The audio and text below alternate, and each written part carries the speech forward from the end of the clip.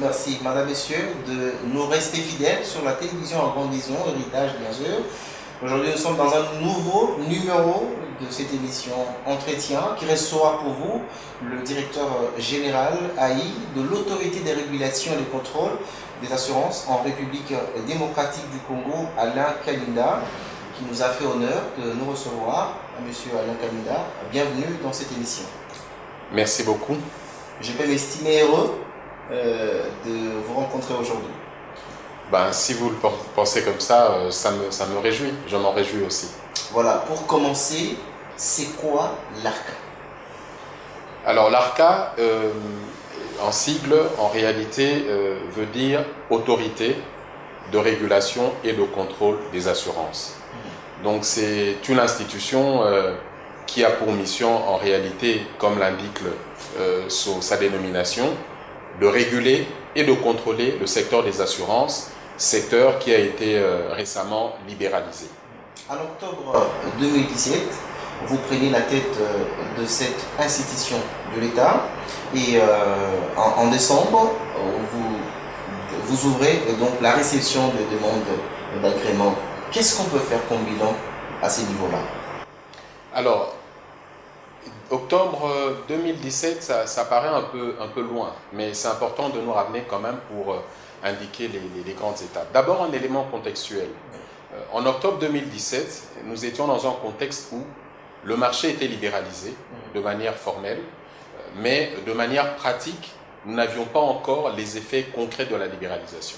C'est pour ça qu'à cette époque, les autorités nous avaient donné une mission qui était très précise, celle d'accélérer le processus d'ouverture de marché.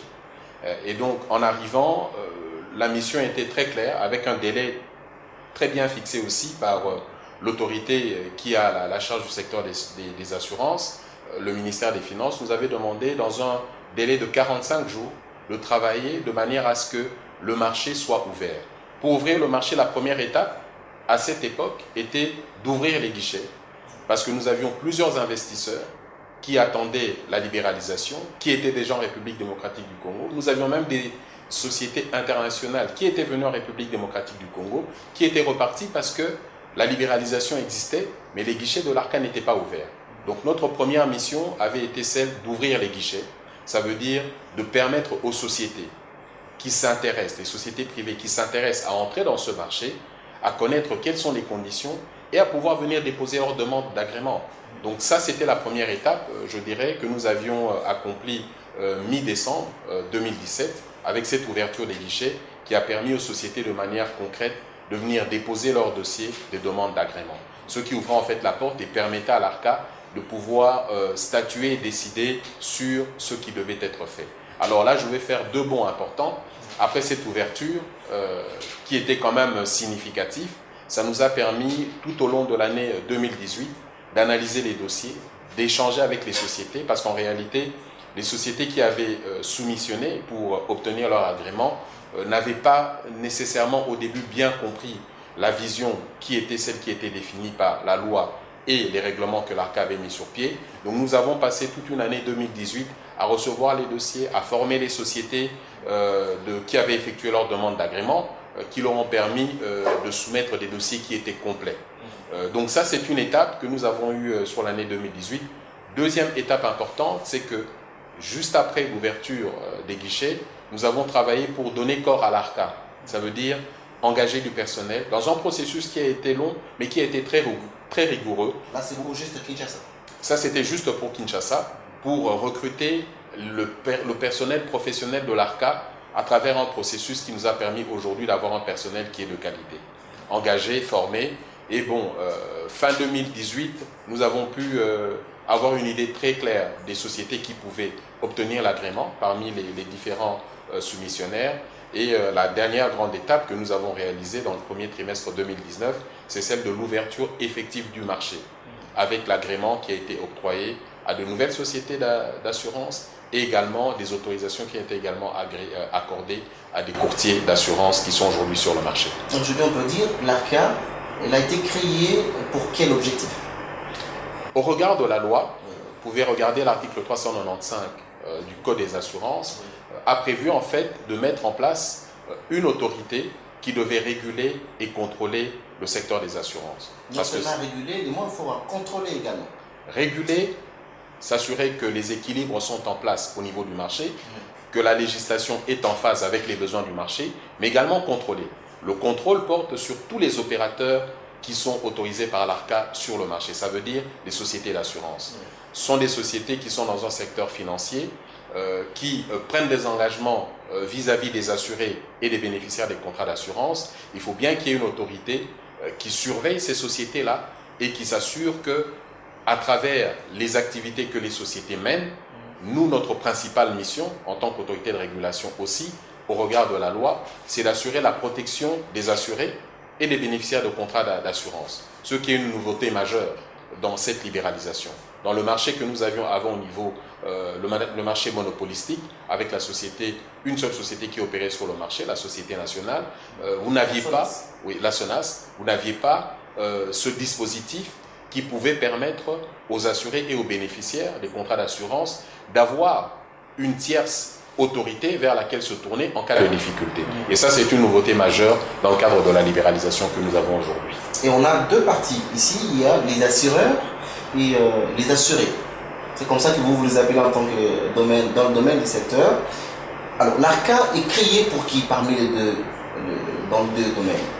L'ARCA est créé en réalité pour les deux, comme je vous l'ai indiqué. Si vous lisez les missions de l'ARCA, justement au regard du code, la principale mission qui nous est donnée, premièrement, et ça c'est dans la première partie de cet article qui indique que nous devons veiller à la protection des assurés et des bénéficiaires des contrats d'assurance.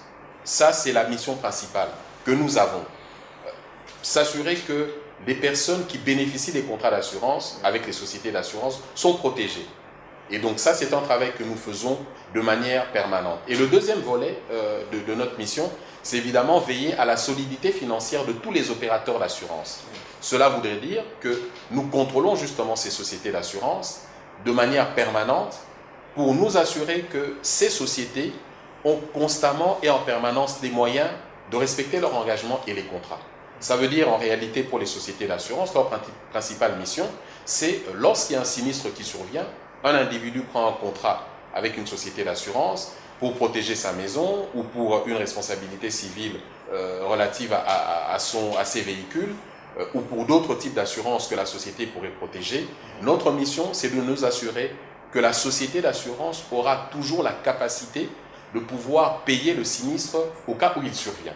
Quand un accident arrive, la société d'assurance doit en permanence être capable d'indemniser et de manière très rapide le bénéficiaire du contrat d'assurance. Donc vous voyez que nous avons cette double mission.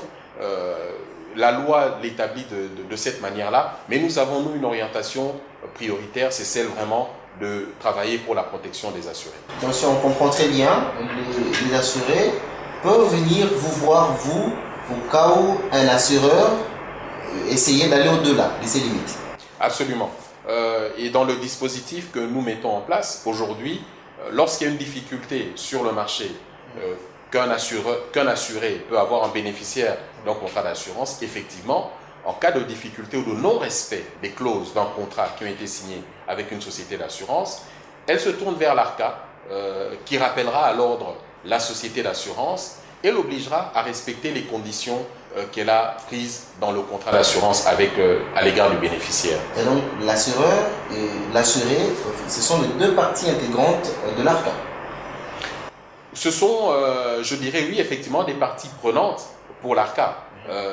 Nous veillons, les assurés contractent avec les sociétés d'assurance. Nous avons cette responsabilité de veiller pour que les engagements que la société d'assurance et les promesses en réalité qu'elle fait, parce que ce sont des promesses aussi commerciales qu'elle fait, en disant, bon, si un sinistre arrive, nous nous engageons selon les termes de contrat à vous indemniser à telle hauteur, à tel montant, dans tel délai, mais la société d'assurance doit le respecter.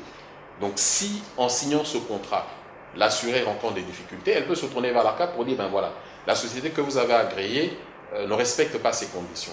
Et nous, justement, dans le travail que nous faisons, nous travaillons de manière à vérifier que les sociétés qui sont autorisées par l'ARCA soient des sociétés qui soient sérieuses qui soit solide, parce que tel que l'indique la loi, c'est que nous devons veiller à la solidité financière de ces entreprises qui aujourd'hui, avec les règlements qui sont fixés et la loi, doivent avoir un capital, une surface financière non négligeable, parce qu'elles démarrent avec un capital minimum de 10 millions de dollars.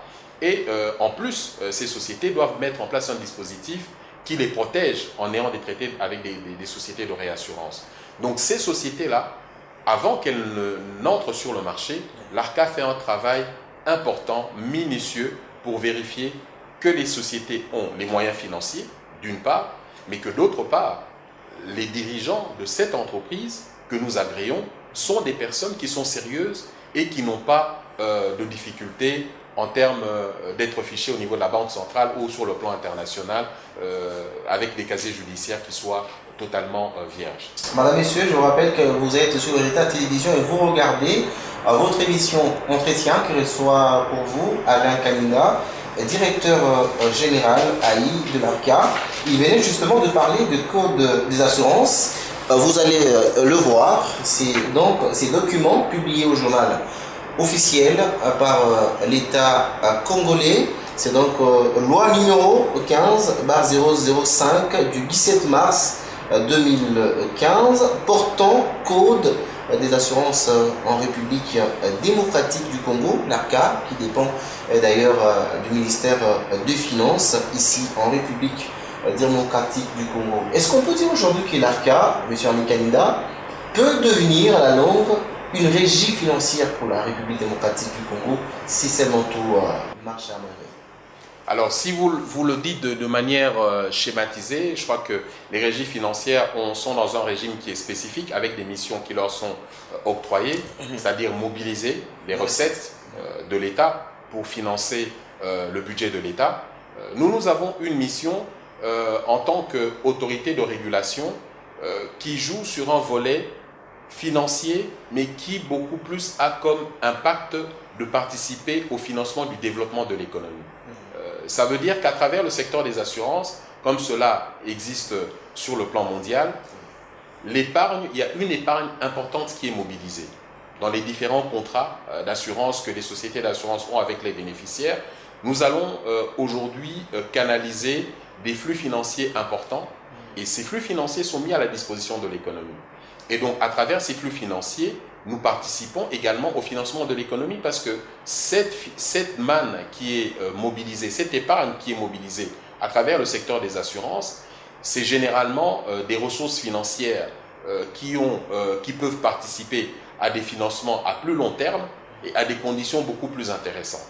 Donc, sur ce volet-là, là, nous avons une mission qui est importante, c'est celle vraiment de contribuer au développement économique du pays à travers une mise à disposition des moyens financiers et qui financent également le développement de l'économie. Sur des projets à caractère public, mais également sur des projets au niveau privé. Nous pouvons financer à travers cette manne également ces moyens financiers, les entreprises et les petites moyennes entreprises, en collaboration avec les banques bien entendu. Mais de manière également complémentaire, aujourd'hui lorsque vous regardez le secteur des assurances, nous avons un marché qui aujourd'hui échappe un peu parce que nous avons un problème d'évasion des primes. La plupart des primes, peut-être que nous en parlerons tout à l'heure, des primes sont prises en dehors du pays. Les sociétés, les opérateurs qui prennent des contrats d'assurance en dehors de la République démocratique du Congo, de manière directe, ce que la loi interdit, je le souligne. On peut même intégrer déjà des primes, oui, ça peut oui. déjà. Et donc là, nous avons une évasion en réalité, parce que si ces primes sont prises en dehors du pays, la TVA n'est pas payée. C'est la RDC qui perd. C'est la RDC qui perd et ces moyens-là fouillent l'économie de la RDC. Mais aujourd'hui, avec la loi qui interdit que les assurances soient prises de manière directe en dehors du pays, ça permettra également de mobiliser des recettes fiscales au niveau de la TVA et bien entendu, avec la création d'emplois, il y a d'autres types de recettes fiscales qui seront mobilisées, les impôts qui seront payés sur le revenu du personnel qui est engagé et d'autres types d'impôts sur le bénéfice. Donc il y a quand même une contribution qui est apportée également aux recettes de l'État. Lors de votre discours justement à Lubumbashi, vous avez dit quelqu'un qui s'assure en dehors du pays où il y aura 2 sanctions sévères à sa rencontre. On va regarder ces reportages de ces séminaires que vous avez animés au Pullman Grand Caradia, c'était dans la ville de Lubumbashi, dans la province du Haut-Katanga. Deuxième et dernier jour de la conférence sur l'impact du Code des assurances dans les secteurs miniers, organisée par l'ACA, Autorité des régulations et des contrôles des assurances, avec comme sous-thème pour ce dernier jour les implications de la libéralisation du secteur des assurances en République démocratique du Congo. Plusieurs intervenants et experts en la matière ont éclairé l'assistance qui n'a pas hésité une seule fois à déposer tant de questions auxquelles le directeur général de l'ARCA, Alain Kaninda, a apporté aussi toute la lumière relative. Cet atelier était organisé dans le Haut-Katanga dans l'objectif de démarrer pour l'ARCA ses activités de vulgarisation et de sensibilisation d'assurance. Cette deuxième journée était consacrée aux questions très techniques au niveau des assurances et l'accent était mis sur des assurances obligatoires qui sont fixées par la loi dans l'objectif de discuter avec les institutions d'État qui sont directement concernées de manière à approfondir cette question d'une façon spécifique pour chaque assurance obligatoire. Dans leur conclusion, il s'y est de noter que désormais, les opérateurs économiques doivent retenir que la loi de la libéralisation des assurances qui porte le Code des assurances institue une autorité qui est l'ARCA, une institution qui est la seule autorité dans ces secteurs, qui a la seule charge de piloter la libéralisation du secteur des assurances en RDC, en régulant et en contrôlant les assurances, et est aussi le seul arbitre. Alors aucune crainte dans les secteurs car la libéralisation est effective et ne souffre d'aucun frein dans son exercice, étant donné que le marché est déjà ouvert dans les secteurs des assurances. Au total, 4 sociétés d'assurance ont été agréées par l'ARCA et 4 aussi dans les secteurs de courtage. De ces faits, il est strictement interdit à tout individu, toute société et opérateur économique de prendre des assurances en dehors du pays de manière directe sans passer par les opérateurs autorisés par l'ARCA. À l'issue de ces travaux, le numéro 1 de l'autorité de régulation et de contrôle des assurances, Alain Kaninda, s'est dit satisfait car ses objectifs sont atteints. Aujourd'hui, nos attentes ont trouvé satisfaction, je dirais même pleinement. Nous avons vu le succès que nous avons eu hier avec le nombre de participants, les questions, les interrogations qui nous ont permis aujourd'hui de clarifier pas mal de questions. Et c'est ça l'objectif de la vulgarisation, c'est de pouvoir répondre aux besoins et aux questions que les personnes se posent par rapport à une question spécifique qui est aujourd'hui les assurances. Et ce matin également, dans l'atelier de ce matin, nous avons pu effectivement discuter avec des techniciens pour approfondir quelle est l'interprétation qu'on a par rapport à la loi. Lorsqu'on parle de la responsabilité civile, par exemple, pour les véhicules, est-ce que cela s'applique uniquement aux véhicules sur la voie publique ou sur la voie privée? Comment les sociétés minières qui ont dans leur concession des véhicules d'exploitation sont-elles concernées par cette assurance responsabilité civile ou pas quand c'est leurs employés? Vous voyez, toutes ces questions permettent de clarifier la loi, permettent de voir comment la loi va s'appliquer et aussi pour nous, ça établit de liens de collaboration et de partenariat et des contacts importants avec toutes les personnes concernées par le secteur des assurances. À titre de rappel, l'ARCA est membre de plusieurs organisations internationales telles que l'Association internationale de contrôleurs d'assurance, le Comité des autorités de l'assurance, des valeurs mobilières et des services financiers non bancaires des États membres de la SADC, l'Organisation africaine des assurances et l'Association des autorités africaines de contrôle des assurances, ce qui justifie encore son autorité dans le secteur des assurances dans le monde et devient ainsi incontournable en République démocratique du Congo. Fini l'étape du Haut-Katanga, direction maintenant.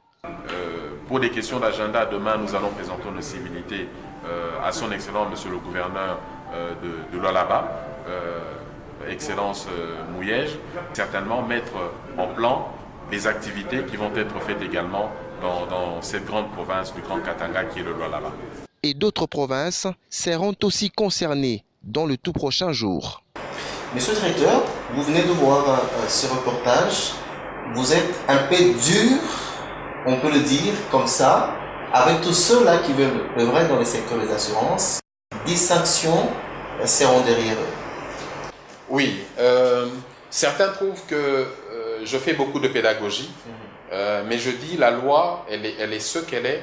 Nous avons pris, nous, la méthodologie d'expliquer dans un délai court la portée de la loi et les obligations des uns et des autres, des opérateurs, concernant le secteur des assurances, parce qu'après, la loi va frapper.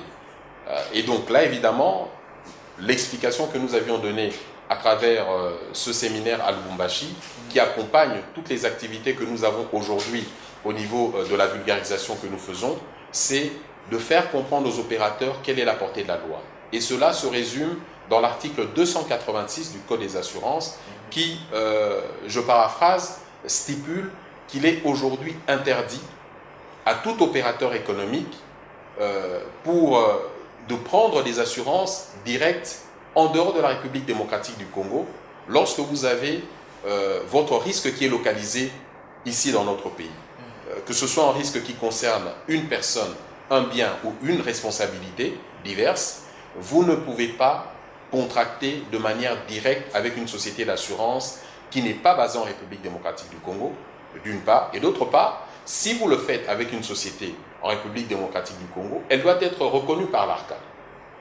Donc, en manière simple, de manière schématique, toute opération d'assurance qu'une personne ou une personne physique morale prend ou contrat qu'il prend en République démocratique du Congo doit passer par une société d'assurance que l'ARCA a agréée. Et nous avons la liste de ces sociétés que nous avons publiées à travers nos communiqués et également, vous pouvez voir sur notre site internet www.arca.cd la liste des opérateurs qui sont autorisés sur le marché. Et donc ça, c'est ce que l'article 286 du Code des assurances stipule. Et c'est non négociable. Et pour rebondir sur le point que vous indiquez, ceux qui ne respectent pas cet article-là, il y a l'article 445 du Code qui également stipule que pour la prime que nous aurons identifiée comme faisant partie de cette évasion, ça veut dire cette prime qui serait prise en dehors du respect de la loi par rapport au Code l'article 286, elle sera frappée d'une amende de 50% pour la prime qui est évadée.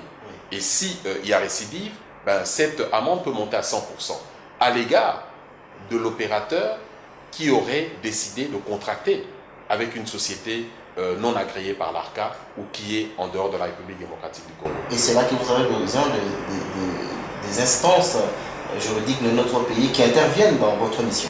Bien sûr, parce que dans l'accomplissement de la loi aujourd'hui, nous faisons ce travail de vulgarisation, nous avons ce travail de régulation et de contrôle que nous faisons au niveau des opérateurs, mais le dispositif de la loi prévoit que l'appareil judiciaire joue son rôle.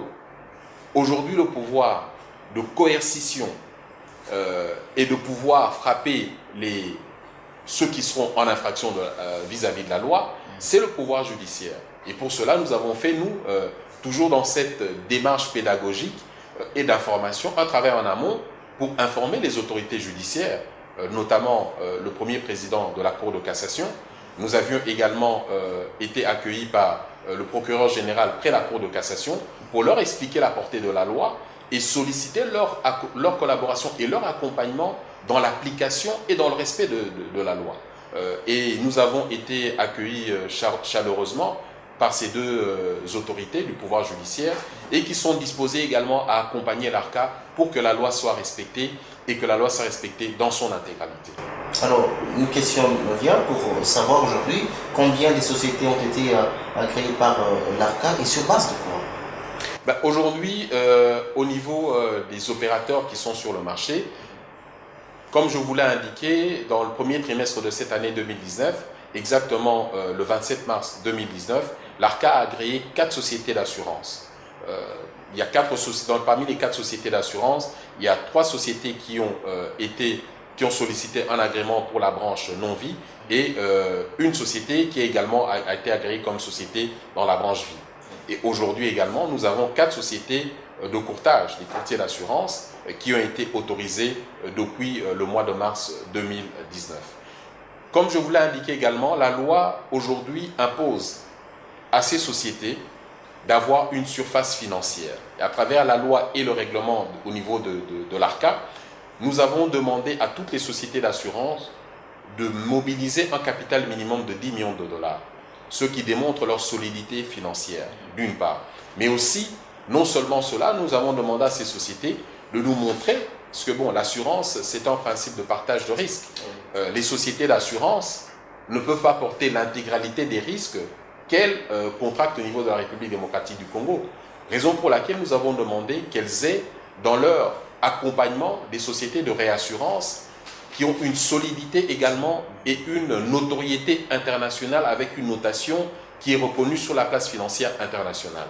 Et donc toutes ces sociétés qui ont été agréées ont des contrats et des traités d'assurance qui ont été analysés par l'ARCA pour s'assurer que ces sociétés sont accompagnées. En cas de coup dur, si la société qui aujourd'hui est agréée par l'ARCA trouve des difficultés, ben elle pourra recourir à des sociétés de réassurance qui, elles, ont également une capacité.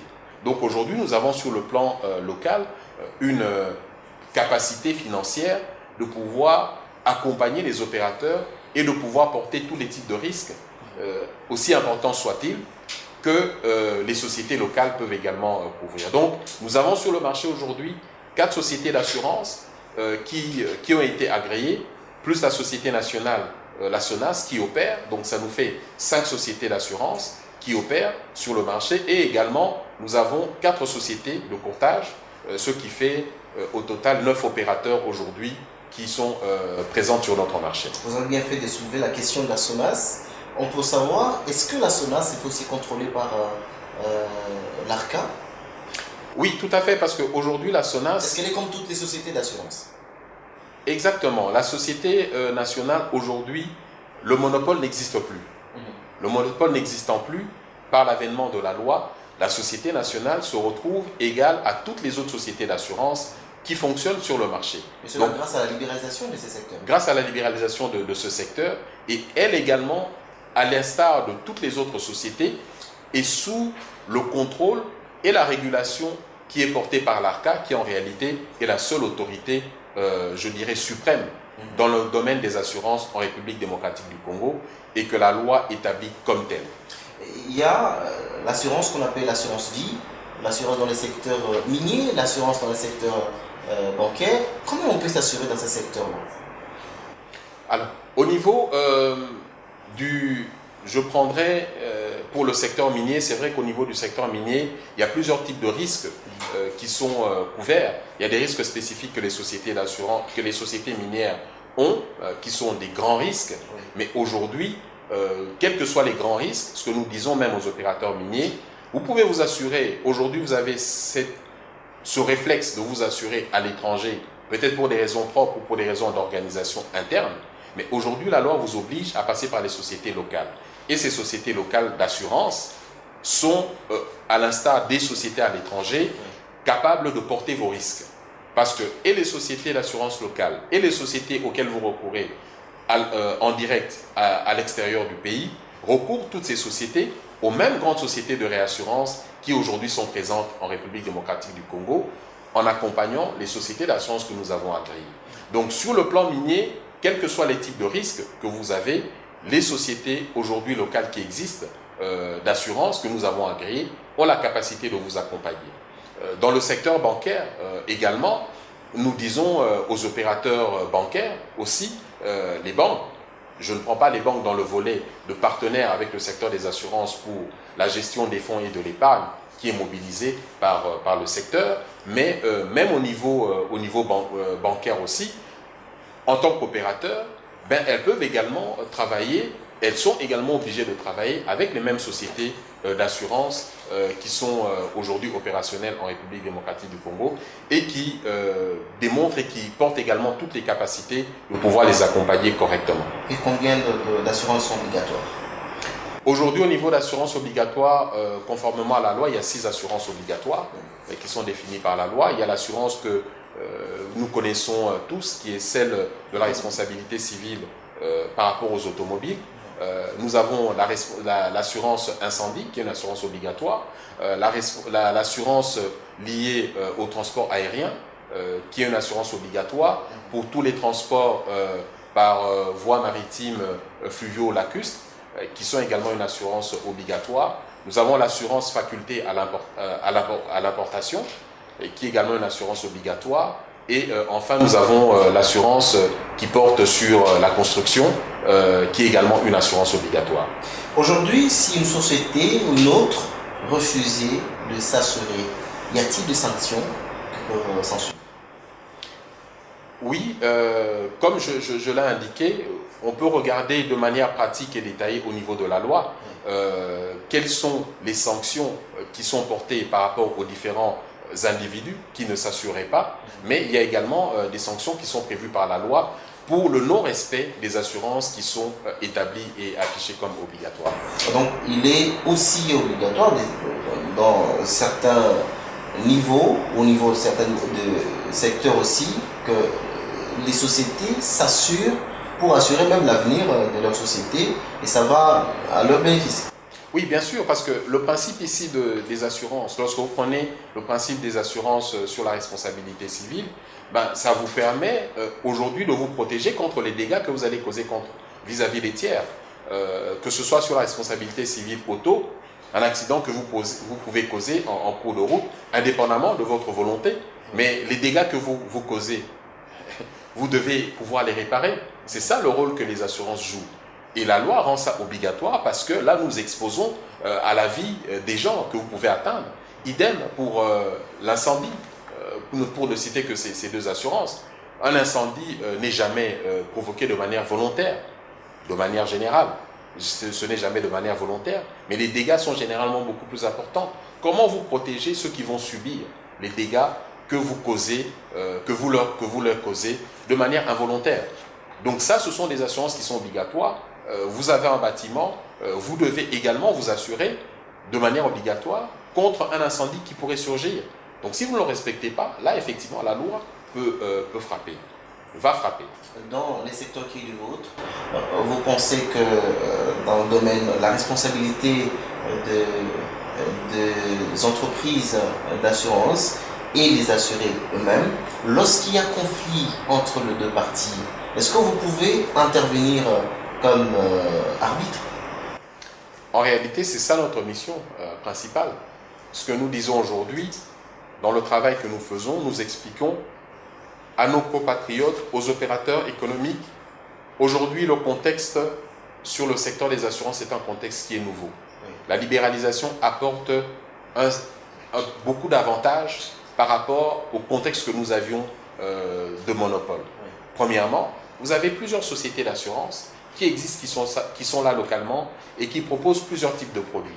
Vous avez besoin de vous couvrir par rapport à un risque. Vous avez aujourd'hui l'opportunité de cheminer et de vérifier auprès des différentes sociétés d'assurance quelle est la meilleure offre que vous pouvez avoir. Donc vous avez une diversité d'offres que la concurrence apporte. Vous avez également les courtiers qui sont sur le marché aujourd'hui, qui ont été autorisés par l'ARCA et qui vous accompagnent et qui vont vous conseiller. Parce que c'est ça le rôle en réalité, les courtiers vous conseillent pour être sûr que vous allez faire le bon choix par rapport au contrat d'assurance que vous voulez prendre avec l'une des sociétés. Deuxièmement, il y a la qualité également de service. Vous avez une variété de sociétés qui sont là.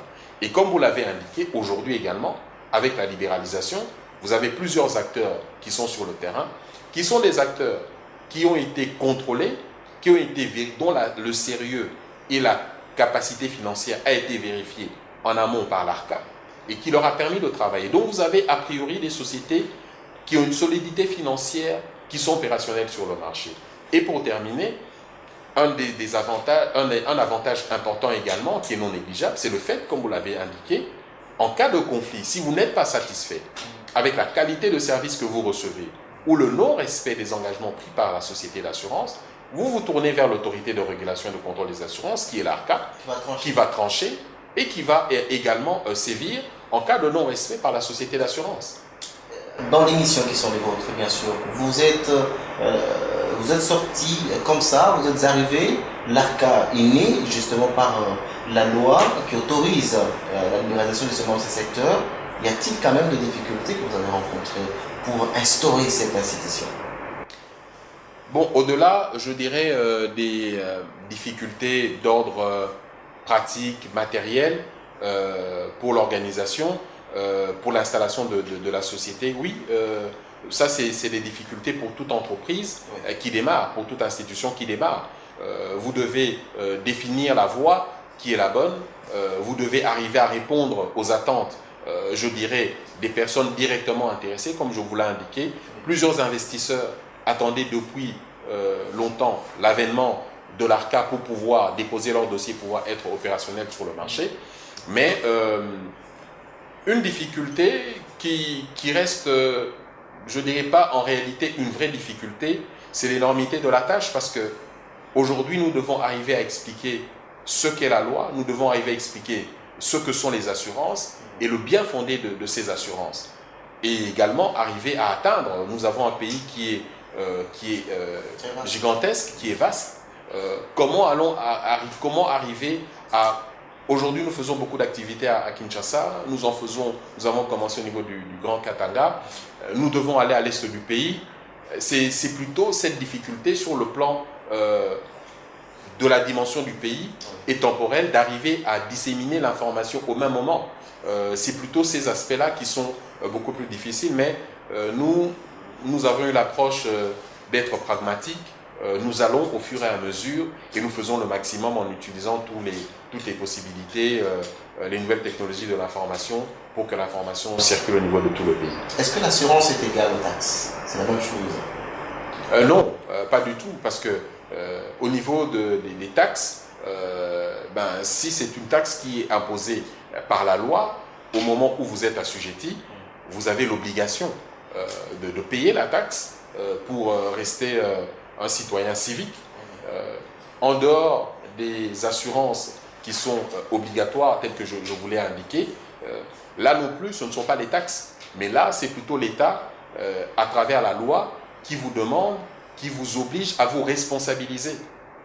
Ce n'est pas une taxe, elle ne doit pas être perçue comme une taxe. Les taxes, nous payons les taxes pour contribuer à l'effort, je dirais, communautaire, commun, pour les moyens que nous donnons à l'État et que l'État remplisse ses missions régaliennes. Comme on le dit, avec les taxes, c'est que nous en bénéficions tous, de manière tous azimuts. Vous ne payez pas une taxe et vous demandez à l'État de vous donner un avantage direct.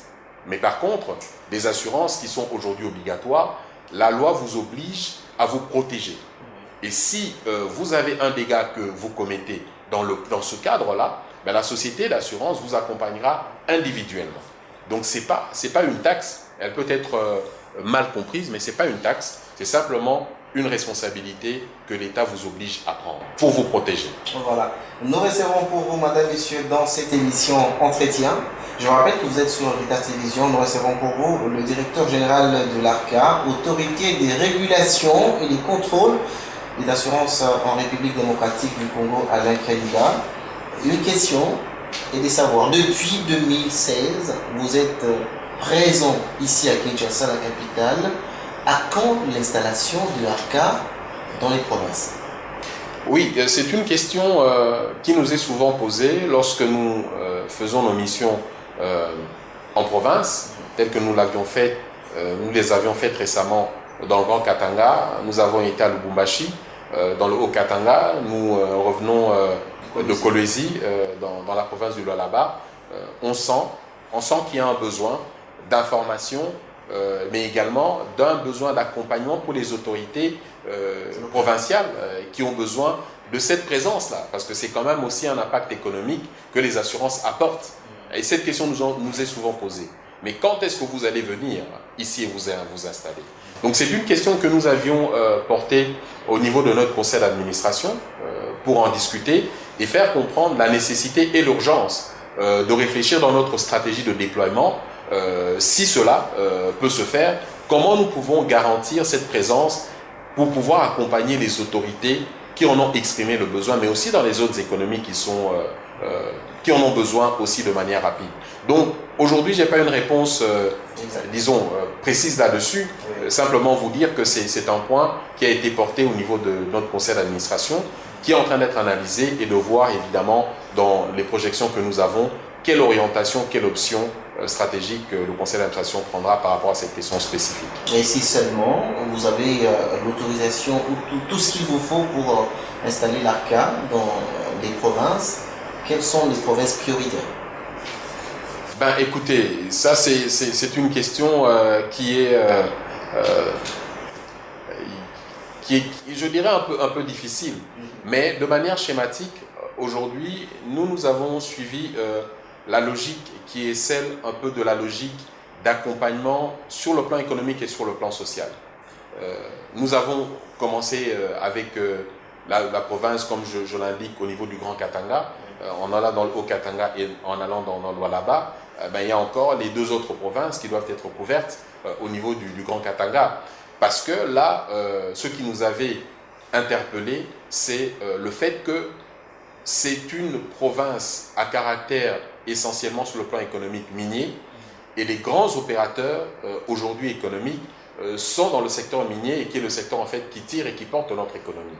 Et lorsque nous regardons les objectifs de la loi, qui sont celles de pouvoir mettre fin aux pratiques liées à l'évasion des primes, aujourd'hui c'est essentiellement dans ce secteur, mais également dans d'autres secteurs où nous avons ce problème d'évasion des primes qui existe. Donc nous avons prioritairement décidé d'aller vers ces provinces-là pour sensibiliser les opérateurs dans ce secteur et leur expliquer voilà ce que la loi impose. Bon, nous avons fait le Grand Katanga, nous avons pris des contacts également avec par exemple la province du Kasaï, certaines provinces du Kasaï, pour avoir un équilibre, parce qu'il n'y a pas que l'aspect économique que les assurances doivent couvrir avec les grands opérateurs, mais il y a également un côté social de protection et de couverture sociale.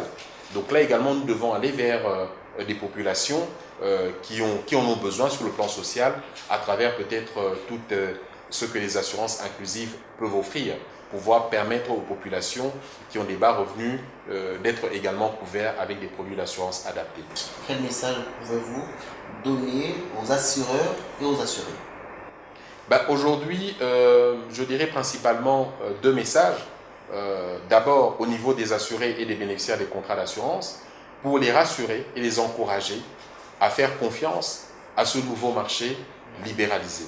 C'est un marché, comme nous l'avons indiqué, qui présente d'énormes avantages en termes de meilleure qualité de protection avec l'autorité de régulation qui est en place. Lorsque vous avez vos contrats d'assurance, aujourd'hui, vous pouvez être serein en vous disant que ce contrat sera respecté par la société d'assurance, parce que cette société-là, l'assurance, est contrôlée par l'ARCA, mais aussi c'est un marché qui aujourd'hui va proposer et propose déjà des produits d'assurance variés et des produits d'assurance qui soient adaptés.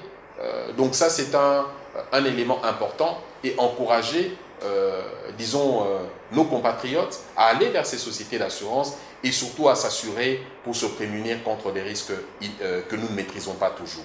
Mais aux opérateurs économiques, je leur dirais qu'aujourd'hui, ils doivent travailler avec les sociétés d'assurance qui sont agréées par l'ARCA, parce que ces sociétés-là sont également contrôlées par l'ARCA. Ce sont des sociétés qui ont une solidité financière de manière directe, mais de manière aussi indirecte. Elles travaillent avec les mêmes sociétés de réassurance qui couvrent les sociétés d'assurance en dehors de la République démocratique du Congo.